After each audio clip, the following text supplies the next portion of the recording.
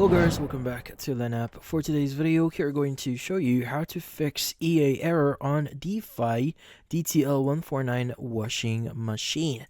So if you're having some issues with your Defy DTL 149 washing machine, there are going to be a few things that you could try.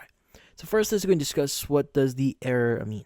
So the EA error on a Defy DTL washing machine is commonly caused by issues with water supply, drainage, power, or an unbalanced load. So in order for you to fix this, you need to change a few things. So first is you want to go ahead and check your drain hose.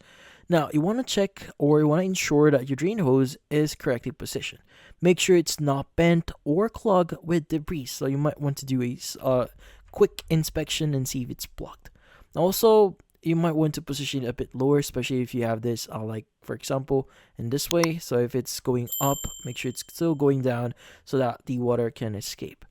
Now also, you might want to verify your water supply. So make sure the water tap is open and water is flowing properly, and also check that the hot and cold hoses are properly connected if needed.